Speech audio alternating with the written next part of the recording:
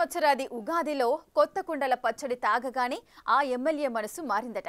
కొత్తగా అభివృద్ధి జపం చేస్తూ అధికార పార్టీకేమో తీపి, అదే తానున్న పార్టీకేమో చేదును పంచుతున్నారట. మరి ఈ కొత్త ఏడాది ఆలపిస్తున్న పంచాంగం వెనుక దాగిన కొత్త రాగమేంటి? దుబ్బాక ఎమ్మెల్యేకి వచ్చిన ఈ కొత్త ఆలోచన ఎలాంటిది? తరచి చూద్దాం.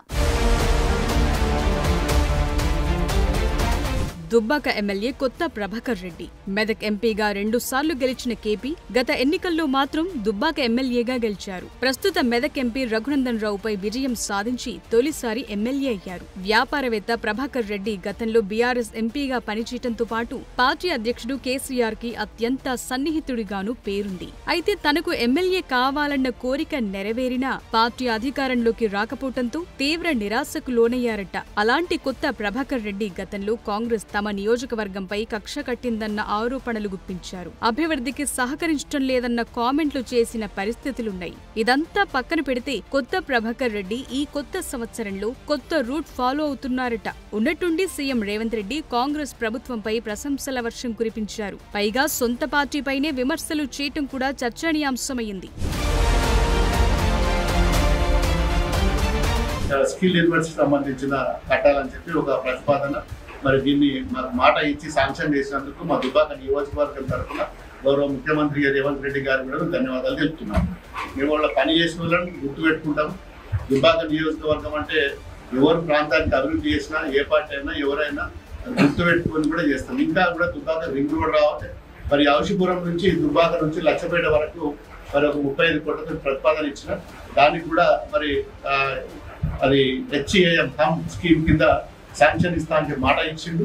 మరి కాకుండా ఇంకో 200 కోట్లకు మరి నియోజకవర్గంలో అన్ని మండలాలకు సంబంధించిన పంచాయతీ రోడ్లు, ఆర్ఎండ్బి రోడ్లకు సంబంధించిన మరి నేను గతంలో 2 నెలల క్రితమే అవి కూడా ఇస్తే అవి కూడా హమ్ స్కీమ్లా పెట్టి అవి కూడా శాంక్షన్ ఇస్తా అని మాట ఇచ్చిండు. ఒకటి అంశపూర్ నుంచి ఇమీడియట్లీ ఇది స్టార్ట్ చేసుకోమని చెప్పి కూడా గౌరవ మన ఆర్ఎండ్బి మినిస్టర్ గారు కూడా ఆదేశాలు జారీ చేసిండు. అంశపూర్ నుంచి దుబ్బాకకు డబుల్ రోడ్, ఇప్పుడు ఉన్నది డబుల్ రోడ్ చేసి మధ్యలో సెంట్రల్ లైటింగ్ లచ్చపేట వరకు కూడా కట్టకింకెళ్ళి కూడా మరి ఇది కూడా ప్రతిపాదన చేయడం జరిగింది. దుబ్బాక నియోజకవర్గం 3 ముక్కలుగా మారిందని, ప్రభుత్వాలు మారినా దుబ్బాక రూపురేఖలు మారలేదని అన్నారు ఎమ్మెల్యే ప్రభాకర్ రెడ్డి. తమ బీఆర్ఎస్ హయాంలోనూ దుబ్బాకకు సరైన నిధులు రాలేదని ఎమ్మెల్యే అనటంతో ఒక్కసారిగా రాజకీయ వర్గాల్లో చర్చ మొదలైంది. అసెంబ్లీ సమావేశాలు అయిపోగానే సీఎం రేవంత్ రెడ్డిని కలిశారు ఎమ్మెల్యే కొత్త ప్రభాకర్ రెడ్డి. నియోజకవర్గ అభివృద్ధికి నిధులు కేటాయించాలని కోరారు. కొత్త కోరిన వెంటనే నిధులు కేటాయించారు సీఎం రేవంత్. దీంతో ఎమ్మెల్యే ముఖ్యమంత్రికి తన కృతజ్ఞతలు తెలిపారు. ఆ వెంటనే బీఆర్ఎస్ పై కొత్త ప్రభాకర్ రెడ్డి చేసిన కామెంట్లు ఇప్పుడు రచ్చ లేపుతున్నాయట. దుబ్బాక నియోజకవర్గానికి పార్టీలకు అతీతంగా పనిచేయాలని, రాజకీయ కక్షలకు తావులేదనటంతో నియోజకవర్గంలో చర్చ మొదలైందట.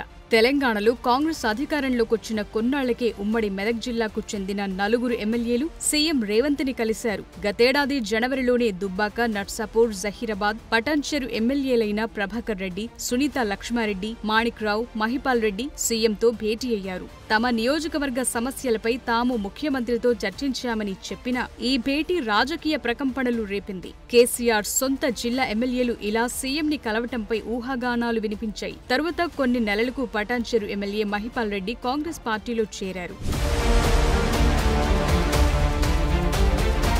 నిజానికి కొత్త ప్రభాకర్ రెడ్డికి వివాదరహితుడన్న పేరుంది. వ్యాపారవేత్తగా ఉన్న అన్ని పార్టీల నేతలతో ఆయనకు సత్సంబంధాలున్నాయి. అలాంటి ప్రభాకర్ రెడ్డి ఇప్పుడు ఒక్కసారిగా తానున్న పార్టీపై విమర్శలు చేయటం, అధికార పార్టీపై ప్రశంసలు కురిపించడంతో ఇటు బీఆర్ఎస్ అటు కాంగ్రెస్ లోనూ జోరుగా చర్చ సాగుతోందట. పార్టీకి ఎంతో విధేయుడిగా ఉన్న ప్రభాకర్ రెడ్డి తన వ్యాఖ్యలపై ఎలాంటి వివరణ ఇస్తారో చూడాలంటున్నారు. సీఎంని పొగడ్డం వెనుక ఎలాంటి ఉద్దేశముందో చూడాలంటున్నారట.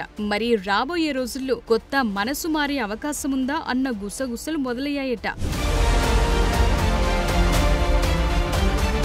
కొత్త ప్రభాకర్ రెడ్డి కాంగ్రెస్ పై ప్రశంసల వర్షం వ్యవహారం కేవలం నియోజకవర్గ అభివృద్ధిపై గల బాధ్యత, లేక పార్టీ మారే ఆలోచన కొద్దీ ఇలా అన్నారా అన్న చర్చ గులాబీ వర్గాల్లో ఒకంత జోరుగానే సాగుతోందట. మరి కొత్త ప్రభాకర్ పాత పార్టీలోనే ఉంటారా, లేక కొత్తగా ఉన్నది అంటూ కొత్త పార్టీ బాట పడతారా తేలాల్సి ఉందంటున్నారు.